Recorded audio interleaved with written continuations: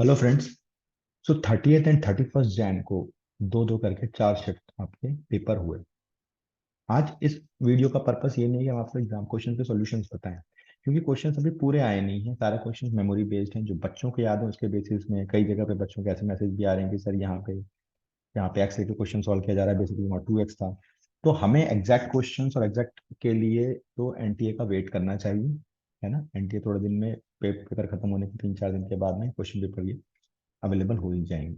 तो सॉल्यूशन की हम तब बात करेंगे, लेकिन अभी एक सिर्फ रिव्यू की बात है कि जो पेपर का स्टैंडर्ड चल रहा है वो क्या है। हम उसको कुछ क्वेश्चंस के लेवल पे देखेंगे। फिजिक्स और मैथ्स की हम बात करेंगे यहाँ पे, और समझने की कोशिश करेंगे कि एक्चुअल जो अप्रैल वाला सेशन है वहां पे क्या चेंजेस हो सकते हैं, ठीक है। और पिछले 2-3 सालों से क्या सिनेरियो रहा है, ठीक है। इन सारी बातें हम लोग यहाँ पे आज करेंगे। तो पहले कुछ क्वेश्चंस देखते हैं और फिर हम उसके बेसिस पे बातें करते हैं। देखो, एक बहुत ही बेसिक लेवल का क्वेश्चन, जो अगर आपने कोई जेई का एग्जाम नहीं देना, आपने सिर्फ क्लास 11th की फिजिक्स पढ़नी, तो भी शायद इस लेवल के क्वेश्चन आपको क्लास में करने पड़ते हैं। ये उस लेवल का क्वेश्चन है। आपको एक इंक्लाइन प्लेन दिया हुआ है, ठीक है। और उस इंक्लाइन प्लेन का एंगल आपको 60 डिग्री दिया हुआ है। आपको एक मास दिया हुआ है, मास की वैल्यू वो बोल रहा है कि 1 kg है। और कोफिशिएंट ऑफ फ्रिक्शन आपको दिया हुआ है कि ये 0.1 है। डिस्टेंस आपको दिया हुआ है कि ये डिस्टेंस आपका 10 मीटर का है।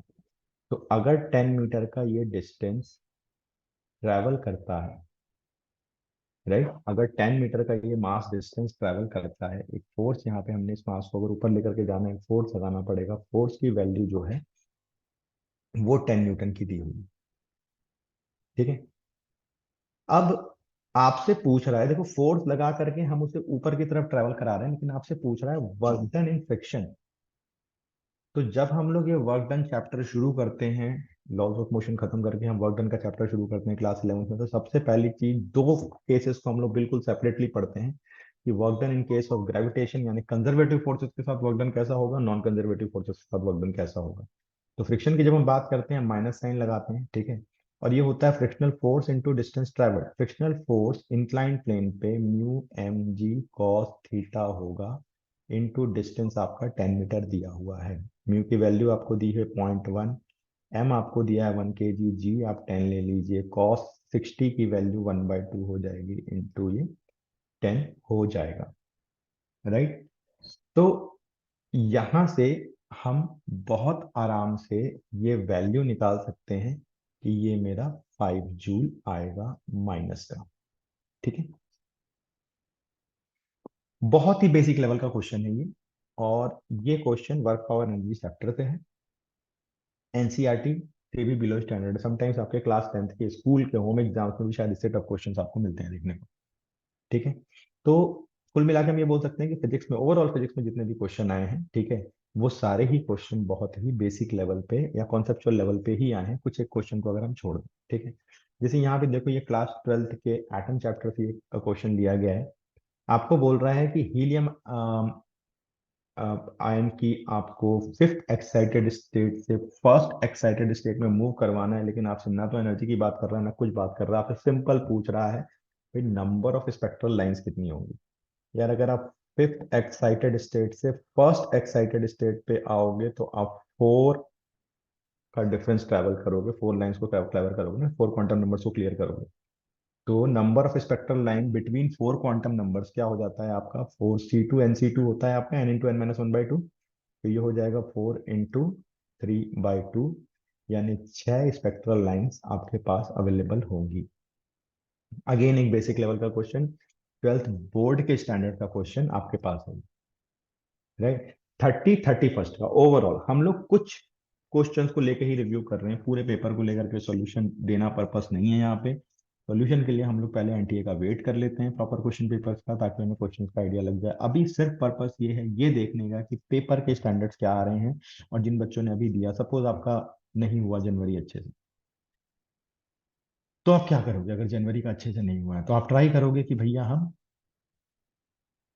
अप्रैल वाले में अच्छा कर लें। तो क्या यहाँ पे ट्रेंड है, ट्रेंड को समझना जरूरी होता है, क्योंकि 2 महीने में आप पूरा कोर्स तो नहीं कर पाओगे।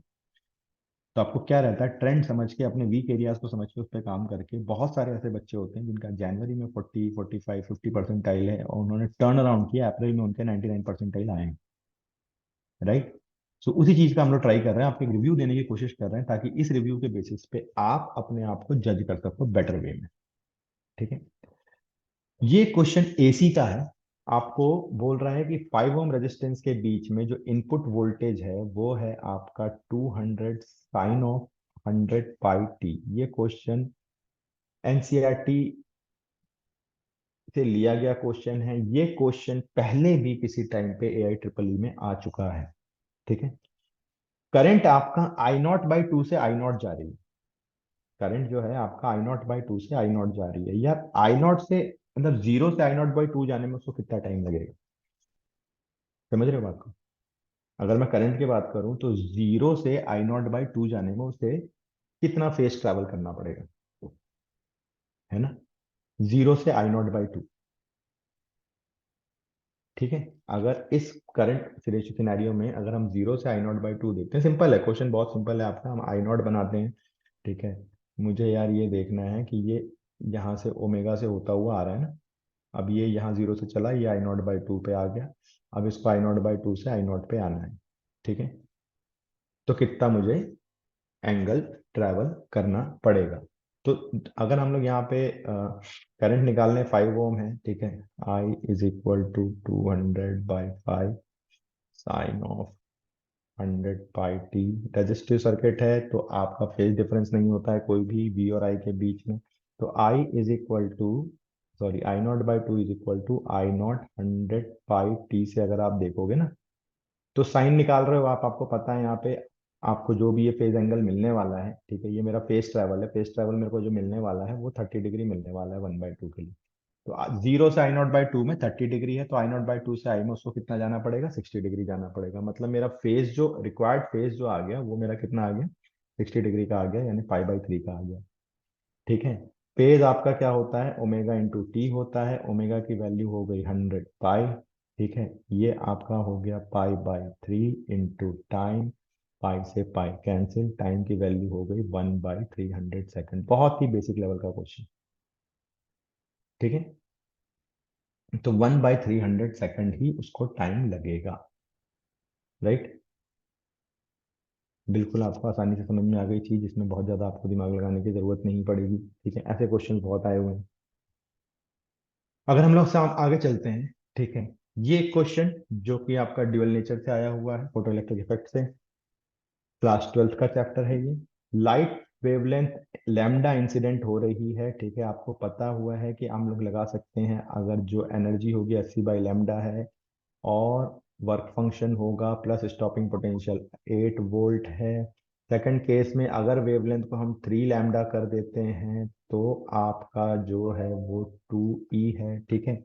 आपसे पूछ रहा है थ्रेशोल्ड वेवलेंथ। थ्रेशोल्ड वेवलेंथ निकालने के लिए पाई की वैल्यू निकालनी पड़ेगी, तो हम एक काम करते हैं, इस इक्वेशन को 1/3 से मल्टीप्लाई करके सब्ट्रैक्ट कर देते हैं। राइट।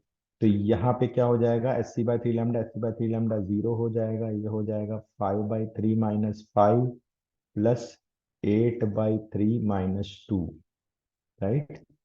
तो ये हो जाएगा आपका -2 5/3। ठीक है। और ये हो जाएगा +2/3। ठीक है। यहाँ से जो 5 की वैल्यू आ जाएगी वो आ जाएगी 1 इलेक्ट्रॉन वोल्ट, आपको दिख रहा है। यानी कि वर्क फंक्शन अगर मेरा 1 इलेक्ट्रॉन वोल्ट हो गया, तो एंगस्ट्रॉम में मैं डायरेक्टली लिख सकता हूँ कि जो लैम्डा हो गया वो हो गया 12,400 एंगस्ट्रॉम। ठीक है। सिंपल। जो सिंपल इक्वेशन को सॉल्व करना है, हमें लैम्डा की वैल्यू निकालनी है। तो ध्यान से देखो, ये वही क्वेश्चन है जो आप बोर्ड लेवल के लिए भी प्रैक्टिस करते हो। एटम्स जब हम लोग शुरू करते हैं, ठीक है, सॉरी, ड्यूअल नेचर जब हम शुरू करते हैं, फोटो इलेक्ट्रिक की बात करते हैं, तो यहाँ पे हम लोग इसी लेवल के क्वेश्चन से शुरू करते हैं। बट अगर आप कुछ प्रीवियस ईयर्स की मेंस के क्वेश्चन देखोगे, बिफोर कोविड के जो मेंस के एटम्स वगैरह के क्वेश्चन हम देखोगे, बहुत कॉम्प्लिकेटेड क्वेश्चन भी आए हुए हैं। लेकिन अभी आफ्टर कोविड से हमने सिनेरियो देखा है कि क्वेश्चन जो है मॉडर्न फिजिक्स के या ऑप्टिक्स के, वो थोड़ा फॉर्मूला बेस्ड क्वेश्चंस होते हैं। थोड़ा बहुत जो घुमाव फिराव होता है वो मैकेनिक्स वगैरह के क्वेश्चन में होता है, लेकिन वो भी अभी तक इस बार देखने को बहुत ज्यादा नहीं मिल रहा है। हाँ, एक दो क्वेश्चन है हर शिफ्ट में जो थोड़ा एक्स्ट्रा एफर्ट रिक्वायर है। ठीक है। लेकिन हम लोग फिर भी ये बोल सकते हैं कि पेपर का स्टैंडर्ड जो है वो ईजी है। फिजिक्स की हम बात कर रहे हैं। ठीक है।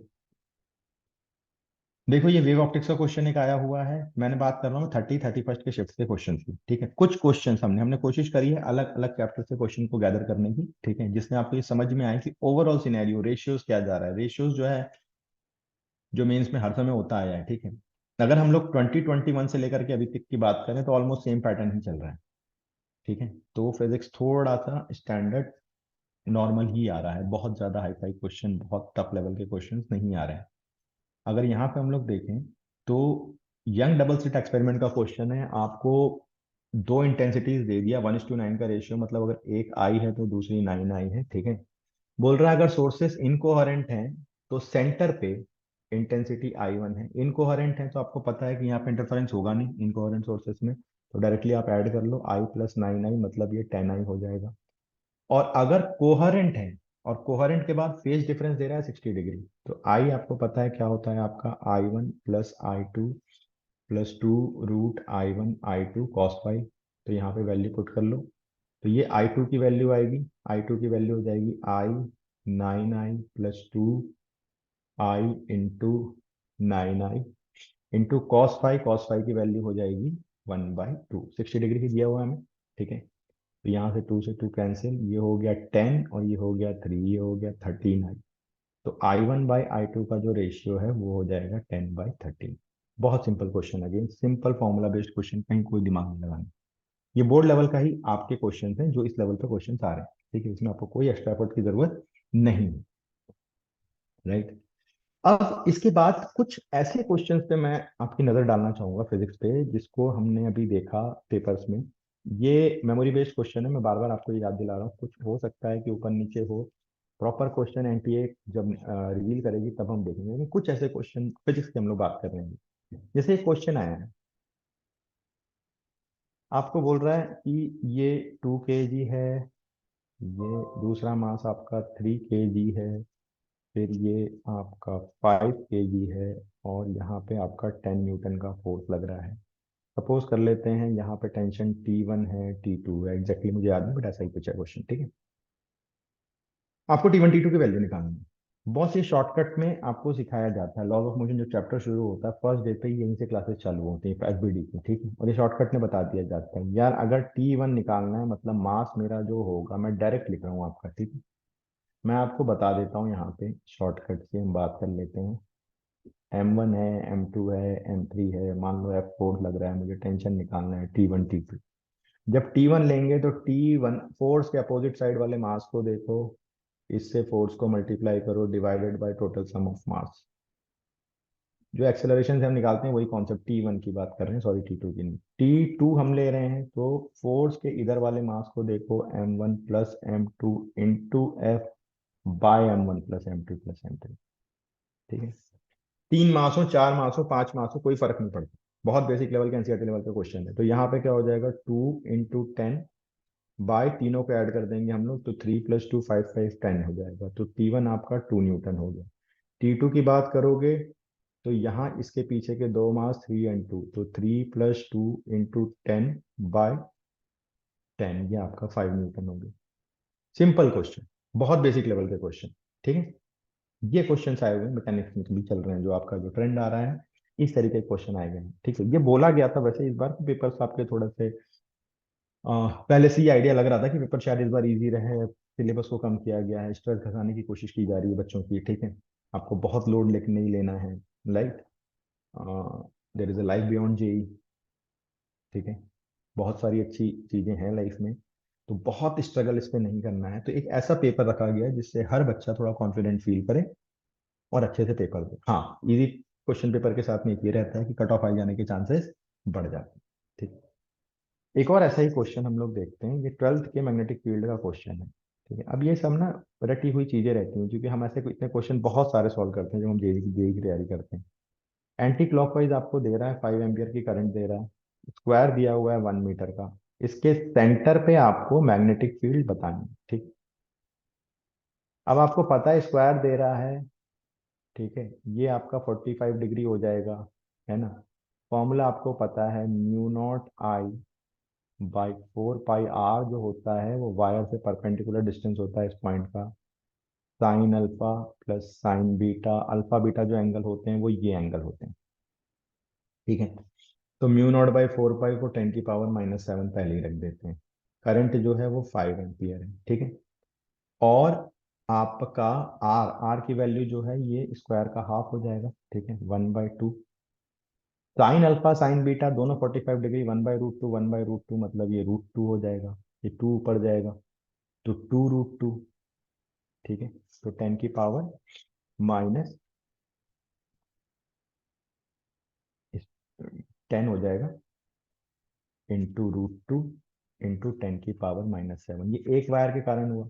अगर इसकी हम डायरेक्शन देखेंगे, है ना, फिंगर्स को लेकर के डायरेक्शन देखेंगे, तो ये डायरेक्शन मुझे आउटवर्ड मिलेगी, और ये आउटवर्ड डायरेक्शन सारे वायर से कारण मिलेगी, और सारे वायर से कारण आइडेंटिकल मैग्नेटिक फील्ड यहाँ पे होने वाली है। तो इसका मतलब अगर मैं इसमें 4 रख दूं और के कैप लिख दूं तो मेरा नेट मैग्नेटिक फील्ड हो गया।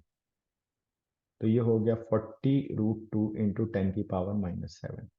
अब जो क्वेश्चन जिस फॉर्मेट में पूछा गया था वो ये था कि आपको लिखा था कि जो मैग्नेटिक फील्ड है वो x√2 इंटू 10⁻⁻7 है, ठीक है ना। तो x√2 इंटू 10⁻⁻7, आपको x की वैल्यू बतानी, तो x की वैल्यू आपकी आ गई यहाँ से 40। बहुत ही बेसिक लेवल का अगेन क्वेश्चन, बहुत ही idealistic standard question in physics. तो कहीं पे भी कोई भी कॉम्प्लिकेशंस आपके लिए बहुत ज्यादा क्रिएटेड नहीं, राइट। तो ओवरऑल अगर हम लोग फिजिक्स की बात करें 30 31 या उसके पहले भी जो हमने रिव्यूज देखे हैं, एक सटल वे में चलिए इस बार फिजिक्स, और ऐसी ही चलेगी पूरे शिफ्ट में, ठीक है। हाँ, लेकिन जब भी हम बात करते हैं जनवरी से अप्रैल सेशन की, अप्रैल सेशन ऑटोमेटिकली टफ हो जाता है। अप्रैल सेशन के क्वेश्चंस टफ होते हैं, अप्रैल में क्वेश्चंस नहीं बनते। अप्रैल का स्टैंडर्ड हमेशा, ये पिछले 2 3 सालों का हम रिव्यू बता रहे हैं, जनवरी हमेशा इजी होता है और अप्रैल हमेशा टफ होता है। इस बार भी ऐसा ही कुछ ट्रेंड चल रहा है। तो मेरा रिक्वेस्ट ये है कि अगर आपने अप्रैल सेशन का फॉर्म भर रहे हैं और आप अप्रैल में देना चाह रहे हैं, अपने परसेंटाइल को इम्प्रूव करना चाह रहे हैं, तो एक चीज जरूर ध्यान रखिएगा कि अप्रैल सेशन में क्वेश्चन थोड़े से हायर स्टैंडर्ड पे आ सकते हैं। इसीलिए ये मत सोचना कि अभी इस लेवल पे चल रहा है तो कोई जरूरत नहीं, हम तो ऐसे ही लेवल के क्वेश्चन प्रैक्टिस करके जाएं। आपने जो प्रीवियस तैयारी करी है, टफ क्वेश्चन बनाए हुए हैं, उनको रिकैप जरूर करें, राइट। चलो अब बात कर लेते हैं मैथ्स की। मैथ्स में भी हम लोग कुछ वैरायटी क्वेश्चन, सारे क्वेश्चन नहीं ले रहे हैं, अलग अलग चैप्टर्स के क्वेश्चन लेकर के देखने की कोशिश कर रहे हैं कि किस चैप्टर पे क्या स्टैंडर्ड जा रहा है, ठीक है। मैथ्स में अगर हम लोग बात करें चैप्टर्स की, देखो वैसे तो सारे चैप्टर्स को टच करने की वो कोशिश करते हैं, ठीक है। Even units and dimension, dimension के भी क्वेश्चन आए हुए हैं इस बार फिजिक्स में।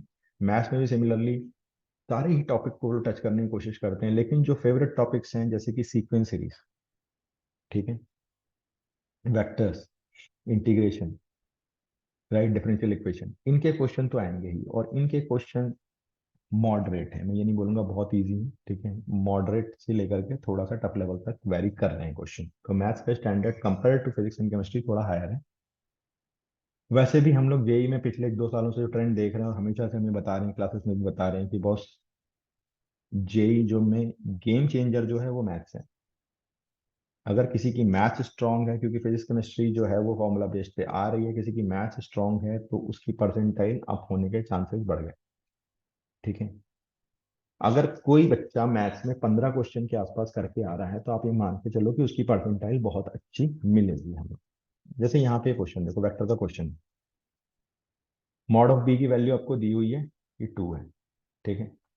बी क्रॉस ए आपको दे रहा है कि ये भी आपका 2 है, मॉड।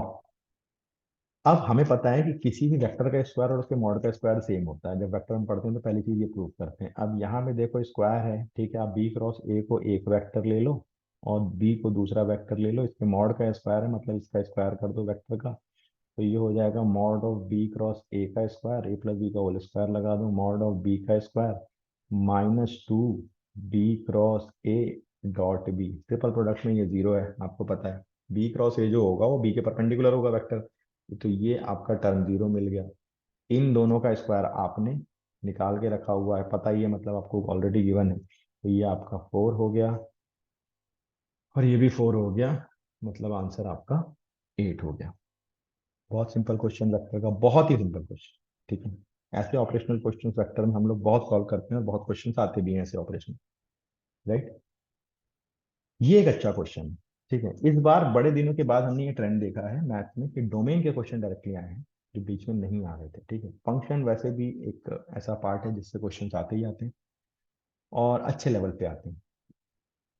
यहाँ पे देखो आपको डोमेन निकालना है, क्वेश्चन में और भी कुछ चीजें थी बट यहाँ मुझे जहाँ तक याद है फाइनली कि हमने डोमेन ही निकाला था। ठीक है, और डोमेन के आगे कुछ क्वेश्चन था कि डोमेन अगर इसका अल्फा बीटा है तो 4 अल्फा - 5 बीटा समथिंग कुछ ये था, कैसे हमें वैल्यू बतानी है। हमारा मेन फोकस है कॉन्सेप्ट समझने पे, डोमेन कैसे निकलेगा। ठीक है, डोमेन के लिए अब देखो जो फंक्शन चैप्टर होता है इसमें हम लोग हमेशा बच्चों को समझाते हैं कि आप फंक्शंस में ना 5 हमारे फंक्शन हैं। ठीक है, फंक्शन को पढ़ने का तरीका बहुत सिंपल है। ठीक है, 5 फंक्शन आपके हो गए पॉलिनोमियल, ठीक है, trigonometric, inverse trigonometric, logarithmic and exponential. और 5 आप ऑपरेटर कर लो, आप स्क्वायर रूट कर लो, इनइक्वालिटी, ग्रेटेस्ट इंटीजर, राइट, और मॉडुलस। अब इनके कॉम्बिनेशन बना लो। पॉलिनोमियल फंक्शन में पॉलिनोमियल स्क्वायर रूट में पॉलिनोमियल होगा तो डोमेन कैसे निकलता है। ठीक है, इनइक्वालिटी पॉलिनोमियल की कैसी होती है, सेम ट्रिग्नोमेट्रिक में ये पांचों, सेम इनवर्स में, सेम लॉग में, सेम एक्सपोनेंशियल में, इनकी अपनी प्रॉपर्टीज की लिस्ट है। ये प्रॉपर्टीज की लिस्ट की आप प्रैक्टिस कर लो। मैं तो कहता हूँ रट लो, उसके बियॉन्ड नहीं जाना, केस टू केस उसको रट लो। हम जब क्लास में पढ़ाते हैं इसे केस टू केस बना के पढ़ाते हैं। ठीक है, आपको वो चीजें रट जाएंगी। तो जब आपको वो केसेस याद हो गए तो फिर डोमेन और इनके क्वेश्चन आपसे बनने लगेंगे। हाँ, डोमेन में हमें थोड़ा ध्यान ज्यादा रखना पड़ता है। जैसे यहाँ पे है तो 2x+3 अपॉन 4x² - x - 3, ये वैल्यू आपकी ग्रेटर देन 0 होनी चाहिए। ठीक है, 2x+1 अपॉन x+2, ये वैल्यू आपकी -1 से 1 के बीच में होनी चाहिए। राइट, इसको हम फैक्टराइज कर लेंगे, 2x+3, ठीक है, ये आपका हो जाएगा 4x+3 एंड x - 1। ठीक है, नंबर लाइन प्लॉटिंग कर लेंगे। राइट, तो देखो आप नंबर लाइन प्लॉटिंग जब करोगे तो आपको क्या मिलेगी वैल्यू, -3/2 -3/4 1। ठीक है, प्लस माइनस प्लस माइनस, तो x आपको क्या मिल गया, -3/2 से -3/4 यूनियन 1 से इंफिनिटी। राइट, इनको जब सॉल्व करोगे, अब देखो मैं बहुत बेसिक तरीके से बता रहा हूँ आपको, है ना, इसमें आपको ज्यादा दिमाग नहीं लगाना है। सबसे पहले कर लो 2x+1/x+2, ठीक है, +1 जो होगा वो आपका ग्रेटर देन इक्वल टू 0 होगा, एंड 2x+1/x+2 -1 जो होगा ये लेस देन इक्वल टू 0 होगा। ठीक है, इसको अगर आप करोगे तो ये हो जाएगा 3x+3/x+2 greater than equal to 0। यहाँ से आ जाएगा x - 1/x+2 less than equal to 0। Number line plotting करेंगे हम लोग, यहाँ पे आपका हो गया -2 -1, यहाँ पे आपका हो गया -2 1। ठीक है, plus minus plus plus minus plus, greater than के लिए करना है तो ये हो गया -इंफिनिटी से -2 यूनियन -1 से इंफिनिटी। ठीक है, यहाँ पे भी आपको करना है, लेस देन के लिए करना है तो ये आपका हो गया -2 से 1। इन दोनों का इंटरसेक्शन हम लोग देखने की कोशिश करेंगे तो हमें साफ साफ दिख रहा है कि -1 से 1। राइट, है ना।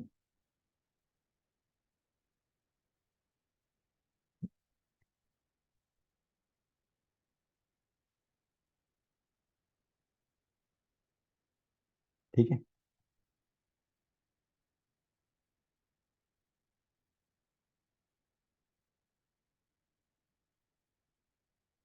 अब लास्ट हमारा स्टेप क्या होता है इसमें, लास्ट स्टेप ये होता है कि आप फाइनल इंटरसेक्शन निकालते हैं।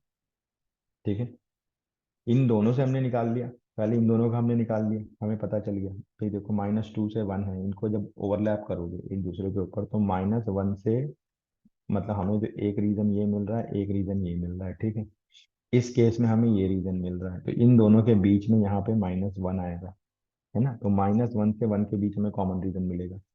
जब यहाँ पे हम करने जाएंगे तो हमारा देखो यहाँ पे आपका -3/4 है, -3/4 तक ही जाना है ना, और फिर आप 1 से चालू करोगे, है ना, और इसके यहाँ पे -1 होगा कहीं पे, ठीक है। तो आप -1 से, ठीक है, -3/4 का जो एक रीजन आएगा, ठीक है, यही है, उसमें भी 3/4 ओपन इंटरवल में रहेगा। ये एक रीजन है जो आपका कॉमन रीजन है दोनों में, तो ये मेरा फाइनल डोमेन होगा। जब मुझे फाइनल डोमेन मिल गया, अब उसके बाद मुझे एग्जैक्टली याद नहीं, but alpha is equal to -1 हो जाएगा आपका, बीटा इज इक्वल टू -3/4 होगा, ऐसा कुछ था, और आपको वैल्यू निकालनी थी 4 बीटा -5 अल्फा की, ठीक है, दैट वी कैन कैलकुलेट, ठीक है, उसमें कोई ज्यादा इशू नहीं है, मेन हमें डोमेन निकालना आना चाहिए। डोमेन निकालते समय में दो चीजें जो सबसे ज्यादा इंपॉर्टेंट है, वो है कि इसमें कंसंट्रेशन बहुत लगता है, मैंने आपको पहले ही बोला, इसमें डोमेन निकालने में कहीं पे भी रूल्स को फॉलो करना है, अगर वो में रूल्स लगे रटे हुए हैं ना कि इनइक्वालिटी है तो हमें ये स्टेप फॉलो करने हैं, ठीक है, पॉलिनोमियल फंक्शन में ये स्टेप, तो कभी भी जब आप पढ़ते हो कैलकुलस पढ़ने का, मैं आपको बहुत बेहतरीन तरीका बता रहा हूँ, कैलकुलस बहुत स्ट्रांग होगी अगर आपकी कैलकुलस पढ़ने का तरीका यही फॉलो करो,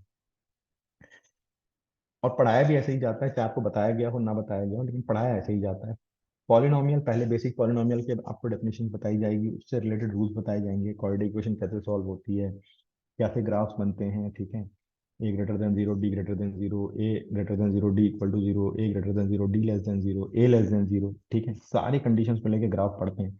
फिर हम उनके डोमेन निकालना शुरू करते हैं, तो पहले तो खाली पॉलिनोमियल का सीखते हैं, फिर अगर वो पॉलिनोमियल स्क्वायर रूट के अंदर है तो हमारे रूल्स थोड़े चेंज होते हैं, अगर वो पॉलिनोमियल के साथ में इनइक्वालिटीज हैं तो रूल्स चेंज होते हैं, अगर ट्रिग्नोमेट्रिक फंक्शन तो उनके बेसिक रूल बेसिक ग्राफ क्या है, इनवर्स ट्रिग्नोमेट्रिक के बेसिक रूल बेसिक ग्राफ क्या है, फिर हम आते हैं कंपोजिट फंक्शन पे कि अगर पॉलिनोमियल प्लस ट्रिग्नोमेट्रिक है तो हम उसे कैसे सॉल्व करते हैं, इनसाइड आउट, आउटसाइड इन, बहुत सारी चीजें जो हैं छोटी छोटी, फंक्शन में बहुत टाइम लगता है कराने में, क्यों?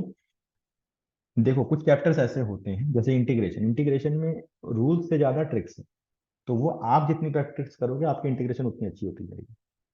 अगर हम फंक्शंस की बात करें तो फंक्शंस में रूल्स बहुत ज्यादा है, वो आपको रटे हुए होने चाहिए, तो उसमें हमारा काम ज्यादा है, हम आपको एक एक रूल डिटेल में पढ़ाते हैं, इसके लिए नोट्स बहुत जरूरी है, और उनको आपको प्रैक्टिस करना है, उन रूल्स को आपको याद रखना है, तो फिर आप, हाँ, बस सॉल्व करते समय थोड़ा सा हमें विजिलेंट होने की जरूरत होती है कि हमें कोई प्लस माइनस इधर उधर साइन ना चला जाए, उससे आंसर चेंज हो सकता है। तो बस यही है, मैथ्स वैसे भी सब्जेक्ट प्रैक्टिस का है, जितनी आप प्रैक्टिस करो उतना अच्छा होगा। समटाइम्स हम बच्चों को ये बोलते हैं कि रट लो रूल्स, जैसे केमिस्ट्री में आप कुछ चीजें रटते हो, मैथ्स में भी रटो यार, it's ultimately at the end of the day what we want the percentage. चलो, ये क्वेश्चन देखो, एफ एक्स है x-2 का स्क्वायर, x-3 का क्यूब, इसकी मैक्सिमम मिनिमम वैल्यू आपको बतानी है, ठीक है। एक तरीका ये है कि मैं सिंपल मैक्सिमम मिनिमम कॉन्सेप्ट पे जाऊँ, डिफरेंशिएट करूँ, इक्वेट करूँ, जीरो से एक्स की वैल्यूज निकालूं। दूसरा मैं एक तरीका देखता हूँ, समझो बात को, ग्राफ पढ़ा है ना मैंने, वेविकर मेथड मुझे मालूम है, तो वेविकर मेथड से शुरू करते हैं भाई, इसके जो क्रिटिकल पॉइंट्स आ गए वो आ गए 2 3, प्लस माइनस माइनस, है ना, क्योंकि x-2 के ऊपर पावर ही बनेगी। अब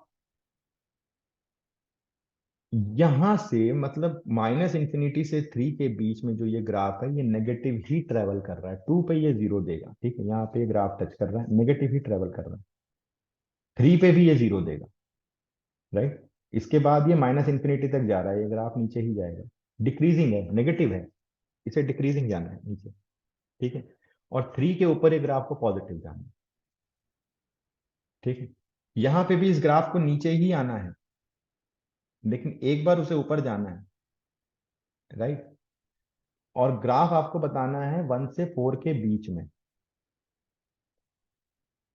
दिमाग ही नहीं लगाना है, ग्राफ का कॉन्सेप्ट में थोड़ा समझ में आ गया, कैसा ग्राफ बन रहा है क्या बन रहा है उसे टेंशन ही नहीं है, ठीक है, चेंज पॉइंट जो मुझे मिलेंगे यहाँ पे दो ही मिलेंगे, ठीक है, लेकिन मुझे उस पर दिमाग ही नहीं लगाना, मुझे इतना समझ में आ गया भैया, -∞ से 3 के बीच में ग्राफ नेगेटिव है, 1 से 4 का मेरे को इंटरवल दिया गया है, ठीक है, तो 1 पे ही मुझे मिनिमम वैल्यू मिलने वाली है, मैं f(1) निकालूंगा, वो वैल्यू मेरी मिनिमम होगी, यही वैल्यू मेरी स्मॉल m की होगी, f(1) कितना हो जाएगा आपका, 1 रखोगे, -2 का स्क्वायर मतलब 1 का स्क्वायर 1, ठीक है, 1 - 2, यानी एक्स वैल्यू 1 रख रहे हैं तो -2 का क्यूब -8, तो m हो गया -8, और 4 पे मुझे मैक्सिमम वैल्यू मिलनी है। ठीक है, एफ ऑफ 4 पे ही मुझे मैक्सिमम वैल्यू मिलनी है। तो यहाँ पे अगर मैं रखता हूँ 4 - 2 का स्क्वायर एंड 4 - 3 का क्यूब, तो 2 का स्क्वायर ये हो गया 4। ये ही मेरा कैपिटल एम होगा, इसमें मुझे ज्यादा दिमाग लगाना ही नहीं है। तो m - n मतलब 4 - 8 12 मेरी वैल्यू होगी। नहीं करना मुझे डिफरेंशिएट, नहीं मुझे इसके इन्फ्लेक्शन पॉइंट्स निकालने हैं। ठीक है, मुझे पूरा मैक्सिमम मिनिमम यहाँ लगाने की जरूरत नहीं है। इन क्वेश्चंस को ग्राफ से सॉल्व करो, ये फास्टर सॉल्व होंगे। ठीक है, आपको बेसिक कॉन्सेप्ट क्लियर होने चाहिए मैक्सिमम मिनिमम। तो ये एओडी का क्वेश्चन था जो अच्छा लगा, जिसमें अगर हम लोग बेसिक कॉन्सेप्ट से काम करते हैं तो ये क्वेश्चन आपका with in 10 to 20 seconds complete हो जाता है। अब डिफरेंशिएट करोगे तो फिर आपको टाइम ज्यादा लगेगा, क्रिटिकल पॉइंट निकालना चाहोगे। आपको मिलने वही है ना, एक 2 मिलेगा, एक 3 मिलेगा, एक और बीच में पॉइंट मिलेगा, क्वाड्रेटिक बनेगा। मिलने तो आपको वही है। समझ में आ रही बात? यही 2 पॉइंट आपको मिलेंगे। ठीक है, चलो आगे बढ़ते हैं। ये एक और वेक्टर का क्वेश्चन है। आपको बोल रहा है कि मॉड बी का जो स्क्वायर है वो 6 है, ए बी के बीच का एंगल π/4 है, राइट। ए डॉट बी 3 है आपका, मतलब mod of A mod of B cos theta, A B के बीच का एंगल π/4 है, cos π/4 is equal to 3। Mod B जो आपका है वो √6 है, राइट। तो mod A √6 1/√2 is equal to 3। तो मॉड ए आपका जो है वो हो गया √3 ठीक है। अब ए वेक्टर आपको दे रहा है I cap alpha J cap beta K cap. तो मॉड ए जो है वो आपका हो जाएगा √1 plus alpha square plus beta square, उसकी वैल्यू √3 हो गई, राइट। तो alpha square plus beta square यहाँ से मुझे मिल गया 2। अब मुझे फाइनल वैल्यू निकालनी है, alpha square plus beta square, ये तो मेरा 2 हो गया। मॉड ए क्रॉस बी मतलब मॉड ऑफ ए का स्क्वायर मॉड ऑफ बी का स्क्वायर साइन स्क्वायर 45। ठीक है, 2 मॉड ए का स्क्वायर हो गया 3, मॉड बी का स्क्वायर हो गया 6, ये हो गया 1/2। 18 will be my answer. Again बहुत बेसिक लेवल का क्वेश्चन, इस बार बोला ही गया था वेक्टर से जो मेन वेक्टर और 3D वाले पोर्शन से जो थोड़े टफ पोर्शन होते थे वो हटा दिए गए, और टचवुड उनसे वो क्वेश्चन आ भी नहीं रहे हैं। बाकी चैप्टर्स में जैसे सीक्वेंस सीरीज हो गया, कॉम्प्लेक्स नंबर हो गया, यहाँ पे हमने देखा even limit as a sum integration में भी जो हटा दिया गया था वो पूछा गया। तो यहाँ पे हमने देखा है कि क्वेश्चन पूछे गए हैं, लेकिन इन पार्ट में हमने देखा है कि ज्यादा क्वेश्चन आपके नहीं पूछे गए। जो हटा दिया उनसे क्वेश्चन नहीं आए, राइट। तो जो बचा हुआ पार्ट है वो कंपैरेटिवली इजी पार्ट है वेक्टर 3D का। तो मैथ्स में जैसे अगर आप अप्रैल सेशन के लिए जा भी रहे हो, जैसा मैंने आपको बोला कि अप्रैल सेशन में हमने ये देखा है कि अप्रैल वाले सेशन में आपका क्वेश्चंस कंपेयर टू जनवरी सेशन टफ हो जाते हैं। ठीक है, तो अगर जनवरी सेशन से वहां पे क्वेश्चन टफ हो जा रहे हैं, अप्रैल सेशन में हम लोग जा रहे हैं, ठीक है। तो क्या हो गया यहाँ पे, बात समझने वाली क्या हो गई यहाँ पे, बात समझने वाली ये हो गई कि boss vector 3D coordinate geometry, ठीक है, यहाँ से बहुत सारी चीजें टफ वाली डिलीट कर दी गई हैं। तो इनको तो आप तगड़ा कर ही लो, क्योंकि ये क्वेश्चन तो आएंगे भी और बनेंगे।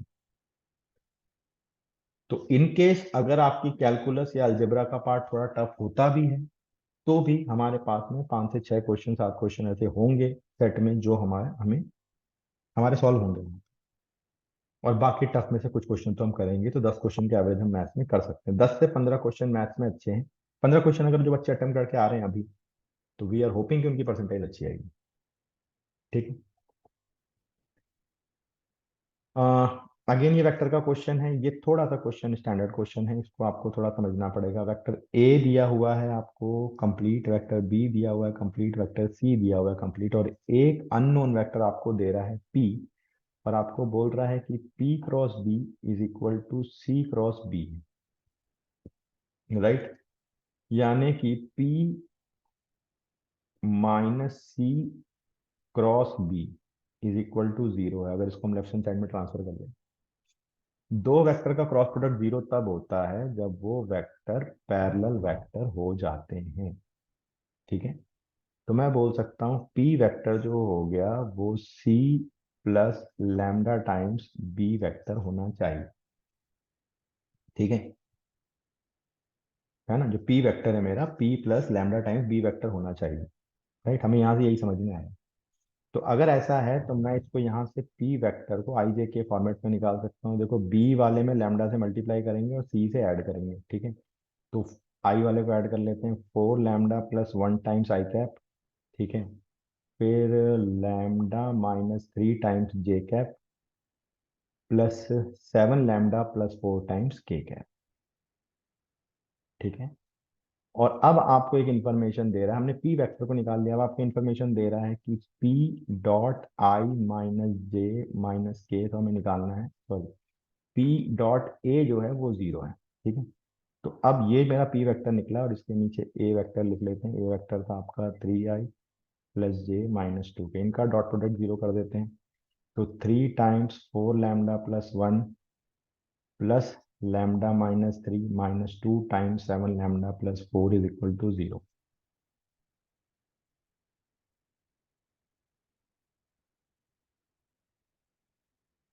ठीक है, तो ये आपका हो गया 12 माइनस 2, तो माइनस लैम्डा 3 कैंसिल, है ना, आई थिंक जैसे ही होगा।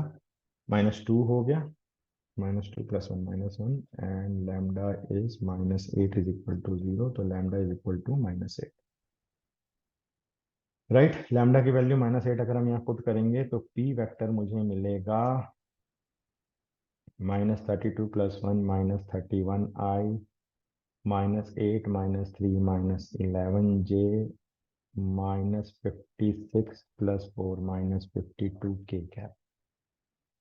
ठीक है, और P dot I minus J minus के की आपको वैल्यू निकालनी है, तो इन दोनों का डॉट प्रोडक्ट कर लेते हैं हम लोग डायरेक्टली। तो ये आपका -31 + 11 + 52।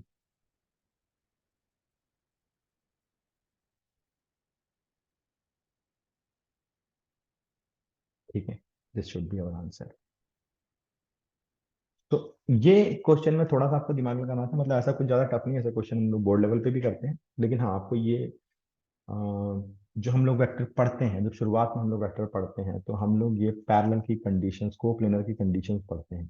तो वो वाला पार्ट ना अब इंपॉर्टेंट हो गया, उससे क्वेश्चन कई बार जेई एडवांस में भी आए हुए हैं। मैं रेकमेंड करूंगा कि प्रीवियस ईयर के जेई एडवांस के क्वेश्चन आप सॉल्व करोगे तो उसमें उस टाइप के क्वेश्चन आपको मिलेंगे, उनको प्रैक्टिस करके जाओ, क्योंकि वही पार्ट वेक्टर का है जो टफ किया जा सकता है। ठीक है, उसी से क्वेश्चन टफ हो सकते हैं, और कहीं कुछ वेक्टर में अब ज्यादा स्कोप बचा नहीं।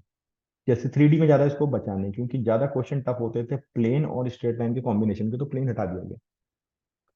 राइट, हाँ, बाकी कैलकुलस में कुछ नहीं हटा, तो वहां पे चांसेस अभी भी बनते हैं। ठीक है, वहां पे हम लोग ये भी देख रहे हैं, कुछ डिलीटेड पोर्शन अभी भी आ रहे हैं। ठीक है, तो ये भी क्वेश्चन आपका एक इजी क्वेश्चन हो गया।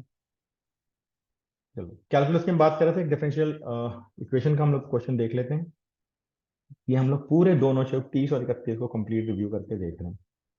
y dx/dy है, ये हो गया x, लॉग करोगे ये x/y हो जाएगा, +1 हो जाएगा, ये भी x/y हो जाएगा। देखो यार, ये क्वेश्चन तो डायरेक्ट डायरेक्ट हमें दिखने लगा, है ना, ये तो हमें डायरेक्ट डायरेक्ट दिखने लगा। x/y को t ले लेंगे हम, तो x हो गया dy, तो dx/dy आपका हो जाएगा y प्लस, सॉरी,